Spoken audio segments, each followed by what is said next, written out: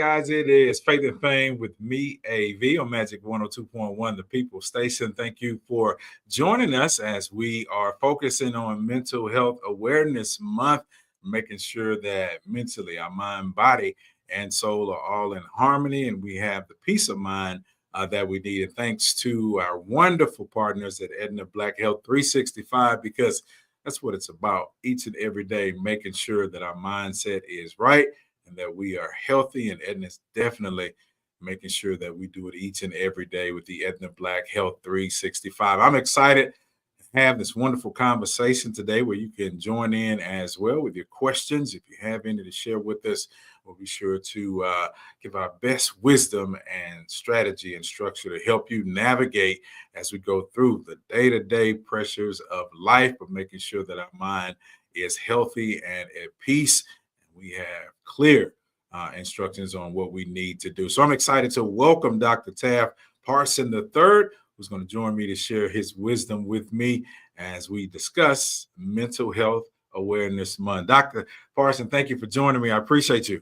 All right, it's a pleasure to be here and happy to join you guys at the end of this Mental Health Awareness Month. Man, listen, it is always something that we focus on. I was reading a couple of articles just past 3 days. It talked about the stress of even dog owners when you go home. If your anxiety level is through the roof, it passes to your pets. Then it talked about an article where single moms are trying to keep their minds at peace as they navigate through the day-to-day life of parenting and working and everything else, and just having a peace of mind. So I am excited that you are here to share with us and give us some wisdom. So I want to kind of start off at the top. What are some of the biggest barriers to accessing mental health care today? Well, let me start off with kind of like what, what we deal with on a regular basis at Aetna. What we do know is that the needs of folks over time has been increasing. We saw significant increases in folks reaching out, trying to get help through the pandemic. I think that, while the pandemic was very difficult for folks, and you did have a lot of people who previously were doing just fine, experienced a lot of stress through the pandemic. You also had a lot of people who were silent sufferers before that. And as time went on, as more people really started to talk about what they were going through, folks felt more comfortable kind of entering the formal healthcare system, trying to get some help for what they were going through. So we've seen a lot of increases in like just the sheer number of people trying to get treatment. Unfortunately, across the country, we just don't have enough mental health providers to provide care to all the people that need it. And so that gap between the number of people who need care and the number of providers, mental health specialty providers that we have to actually deliver care is large. And it's a specialty where, unfortunately, I call it a mature specialty. So you have more people in the latter half of their career doing this work than in the first half of their career. And so this is something that we expect to get even worse over time, of just not having enough providers to provide care to everybody that needs it. So we're trying to find other ways to, kind of think creatively about how to meet people's needs. As technology gets better, we see a lot more use of apps and AI. We're doing a lot more virtual care, so it helps kind of spread providers across large geographies. And, if you're out in a rural area, it's a little bit easier to log on now and get that care that you need rather than have to drive a long distance to get care.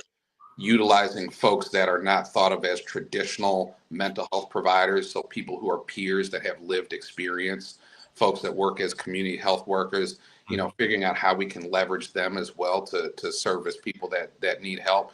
And also in your regular primary care provider's office, that family practitioner, pediatrician, medicine doctor, helping to support them, in being able to assess and treat mild to moderate illness. It is really how we're trying to solve that big problem.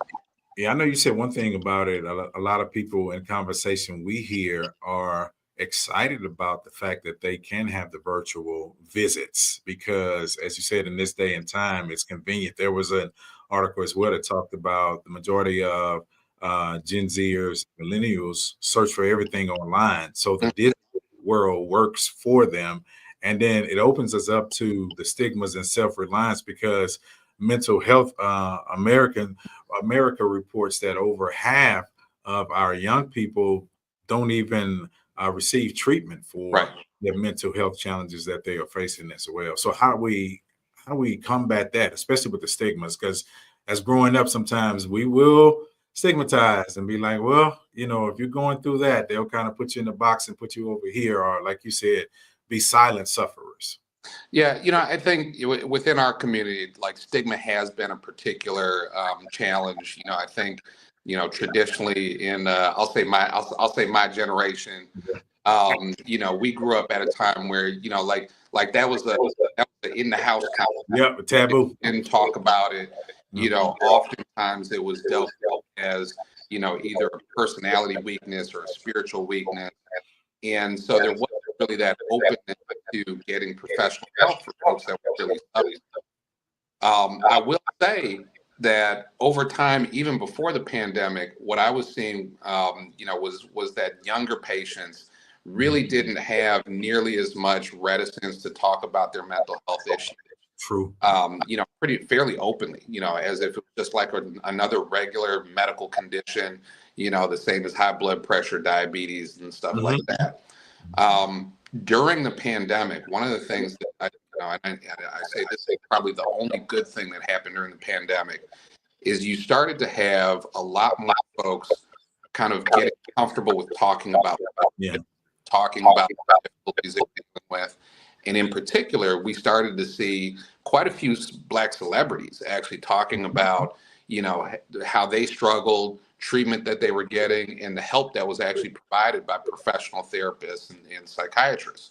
So, I think all of these things are helping to reduce the stigma that we have in our community. I will say that the work is not done. I think that there still are challenges with kind of acceptance of mental health treatment as being on par with, what we think of with like diabetes and high blood pressure.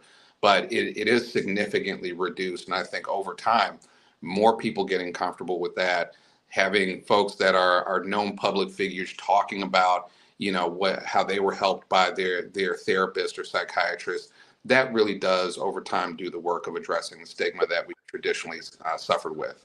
Yeah, I was thinking about that as you mentioned that I just a couple of months back went through I just called it like a medical episode dealing with diabetes and not only from the physical standpoint, but the mental anguish that I had to deal with when it came to, okay, the stigma of what I thought it was in the past and then having to come face to face with it and then having to make changes. And I'm mentally like, oh man, this is going to be tough. This is going to a lot, only to find out that once I kind of settled and relaxed and got information and practiced certain tools, that it was not as bad to deal with it, overcome it, and keep it in balance as I thought. And so I wanted to know, especially as those that's just joining us, is the Aetna Black Health 365. Dr. Taft Parsons is my special guest.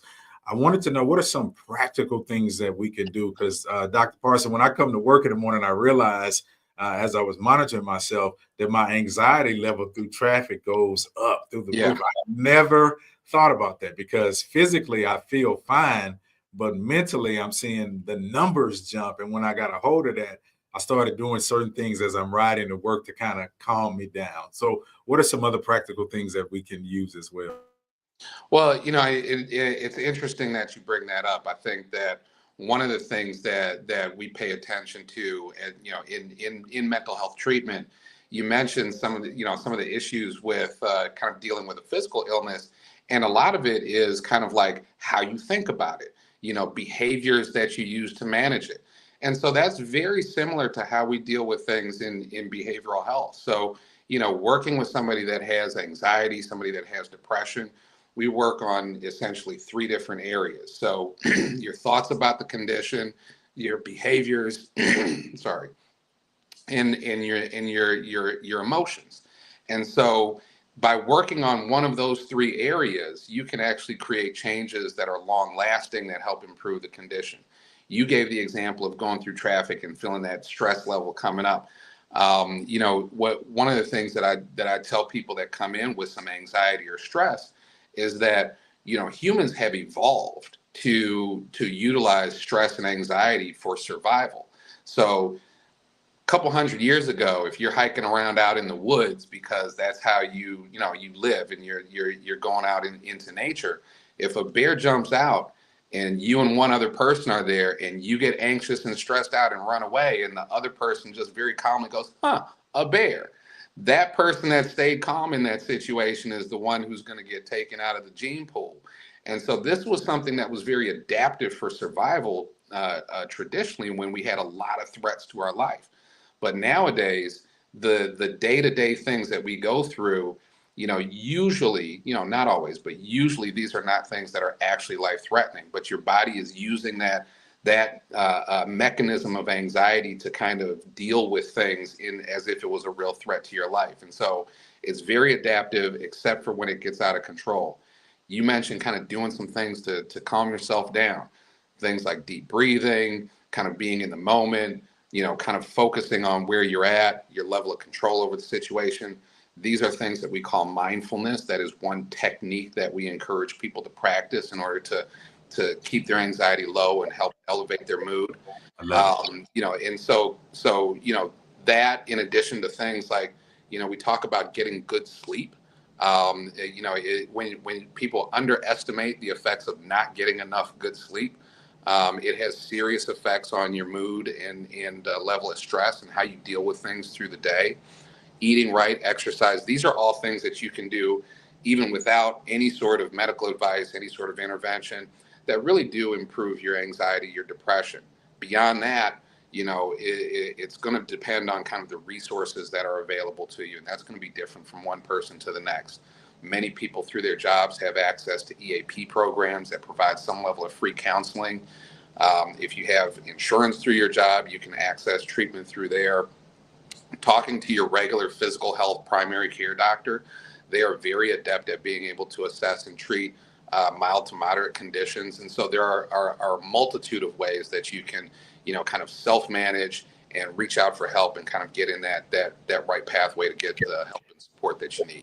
Yeah, and I'm always in CVS as well, so I take advantage of, and I discovered, as you said, the things that were offered through the insurance, and I'm like, I didn't know this was offered, didn't know this was offered, so let me Yes. take advantage of everything that is available to me. I want to talk about too the impact that you feel social media has on us, because to be honest, from Gen Zers, millennials, to my age, your age, and beyond, everybody's on social media, and the Yes. impact of it, I know, mentally in the long run, and in some instances cannot be good, because Dr. Taft, there's a level of comparison, there's a level of, bad news that is going out over it, and it just causes mental anguish on a lot of people. Yeah, and there were quite a few studies that came out not that long ago. The Surgeon General had a focus on the effects of social media, particularly on young people. When you delve into the evidence, it's actually a little bit more of a mixed bag than a lot of people think. I think it's easy to focus on kind of like all the negative stuff that happens on social media. However, it's not so much the use of social media in and of itself that's bad. It's kind of how people use it. And so you have groups of folks who, they're looking through Instagram, they're finding a bunch of people who, attractive people with highly photoshopped images, kind of demonstrating the best parts of a life that they probably aren't actually leading themselves. And when you start comparing yourself to that, it sets up a lot of negative feelings. And so folks that are using social media in that way tend to have a very negative experience. It tends to be very negative emotionally. However, all the information of the world is at your fingertips. And so if you consciously focus on finding areas of both social media and the internet more broadly, that provide guidance, that self-help information, objective information about research and how to deal with stress and anxiety, it can actually be very positive. And so, it's a little bit of a mixed bag, but I think that the focus on people who are kind of like gravitating towards these negative, kind of these negative effects, it happens quite a bit. I think the end of that story is probably not written. I think we're kind of in that first generation of people that are not just digital natives, but social media natives. Like they don't have any other experience growing up than the existence of social media. Yeah, So and I think it's a little unknown right now. yeah, and I want to talk about too as we jump into because people deal with burnout and fatigue. I know that's a big battle, and then as well as some positive strategies that Aetna is doing, holistic approaches that we can take, especially not only dealing with social media, but Dr. Parsons, burnout is a fatigue and burnout are two real things that are happening with a lot of people. Yeah, I think that we recognize that folks have been dealing with a lot of kind of continual push to do more and do more and do more, be more productive at work, be more productive in your personal lives, and so there are a limited number of hours in the day, and I think when you kind of don't put a cap on, the amount of work that you're doing for your job, the dedication to family life, it can get overwhelming, and there just isn't enough time to do all the things that need to be done in the day. Um, you know, Doing things a lot of times similar to what folks do at work when they have a project by kind of like, you know, bullet pointing things out that need to be done, prioritizing what's most important, figuring out how much time and resource you can dedicate to a particular thing. It really helps to kind of put things into perspective and helps you to reduce the amount of stress and burnout when you really kind of set up the importance of taking a little bit of time off, taking that time to relax, and recognizing the limits that all of us have in our day-to-day lives. For folks that can't kind of do that on their own, like I said, there are a multitude of resources, both through self-help, through apps that you would find on the App Store, as well as through your employer.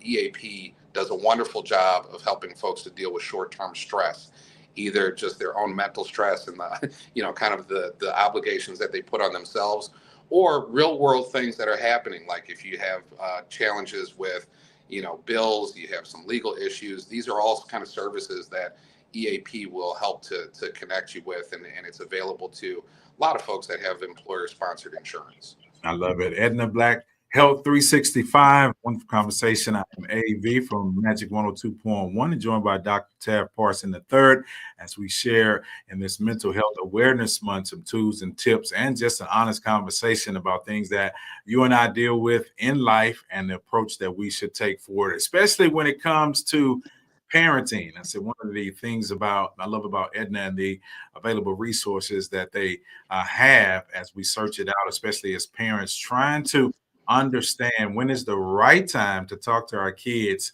and teenagers about mental health.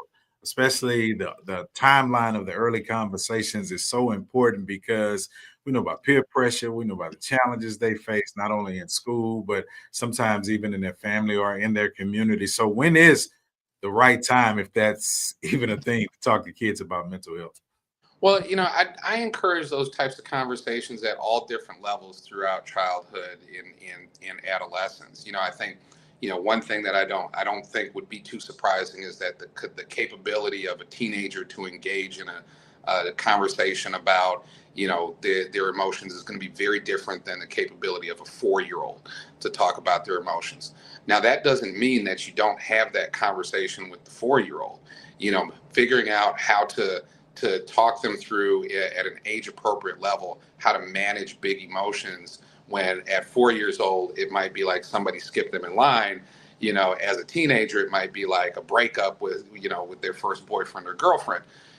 So the situations may be different, the intellectual capacity is going to be a little bit different. Parents are generally pretty good at knowing how to talk to their kids about the issues of the day and keeping it at an age appropriate level. I encourage those conversations down to preschool. Figuring out how to deal with that kid that's stealing blocks is very important when you're like 3 and 4 years old. But you're not going to kind of talk about psychological motivations at that point. You're really going to talk about can you take a breath? Can you tell the teacher, things like that.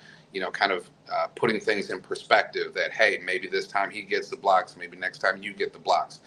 So there are different age appropriate ways to have those conversations, even with very young kids. Yeah, and I know Aetna has a lot of youth resources that are available, mental health resources that are tailored for families because, as you said, even age appropriate conversations. Because I have two nephews, 5 and 6 years old. So, as you said, they may cry about somebody skipping in line or, cry about a toy taken from them. So, trying to navigate those emotions and that mental aspect with them as far as, okay, this is ABC. Let's try this next time. As you said, Right. let's try sharing. Let's do this compared to a teenager. Like, Doc, I remember, Dr. Parson, when I was a teenager, and as you mentioned about the first heartbreak, I was pretty much just kind of left to my thoughts to try to figure this, to navigate this thing out. And that's dangerous, if you don't know how to balance it. You need the resources, especially that Aetna has.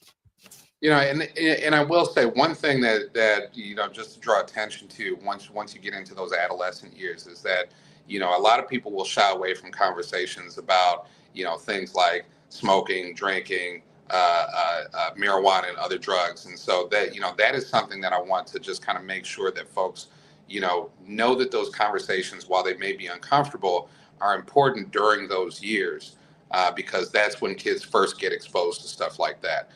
That's when they have those one or two friends that might be experimenting with things, and you want to be that counterbalance to the person who's saying that it's okay to go ahead and do all that.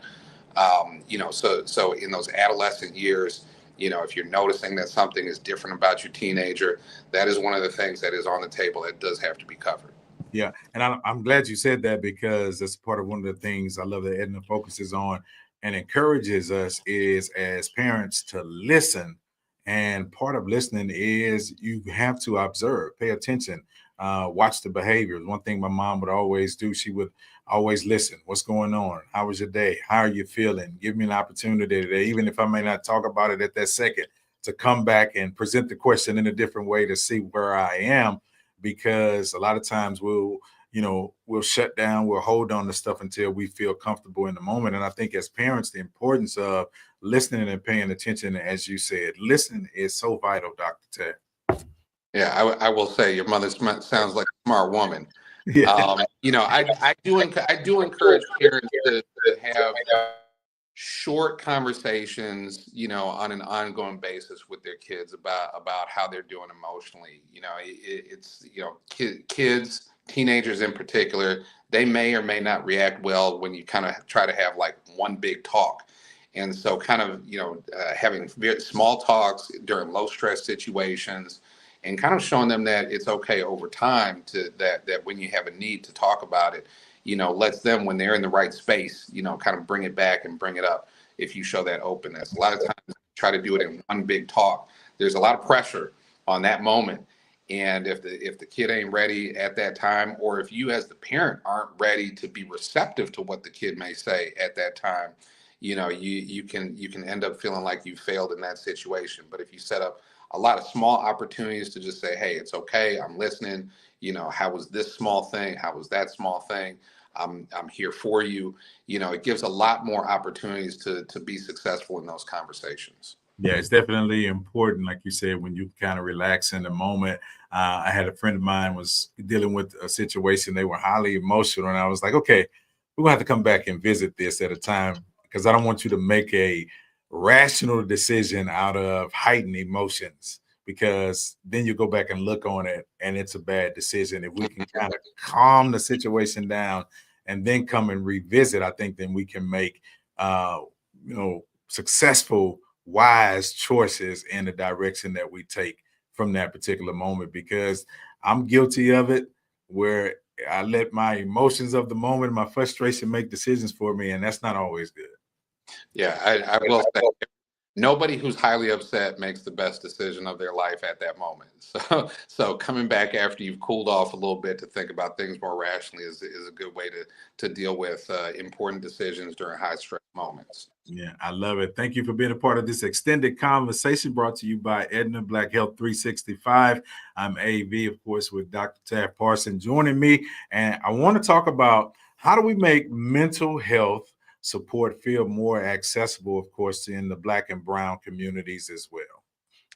Yeah, it's a specific challenge. So, we do know that we have a big discrepancy in the percentage of folks that are in the Black community that need treatment and seek it versus the percentage of folks like in the majority white community that need treatment and seek it. It's about 40% compared to about 25% in the Black community. And so, one of the things that we're doing as a company, and actually specifically in my work group, is that we're trying to figure out what are the challenges, the things that are additional barriers to folks in different communities, that prevent them from seeking help at the same rate, from getting good treatment at the same rate, and from having the same health outcomes at the same rate.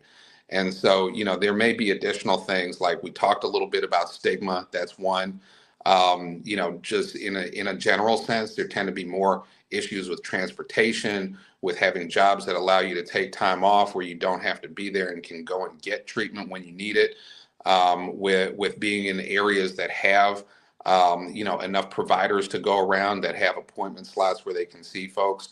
And so we do know that there are additional barriers that cause that discrepancy in how people seek treatment. And that's one of the things that we're trying to do is figure out how do we best engage with folks that need help, and how do we get them the access that they need so that they can actually get treatment, and really kind of get the same health outcomes that we see in other communities. I think, as you said, providing that competent care, and then of course that community engagement. And one thing about, that I've learned, even like I said, going through this last process, was the fact of how much resources and stuff is available for me. And I think once you search it out, you'll see, especially like with Aetna, once you search it out, you'll see all that is available for you. And as I said, in this digital world, it makes a difference as well. I see Deborah Williams says, talking to your kids every day, spending time with them. Says, my nephew committed suicide a couple of weeks before graduation, and we were clueless.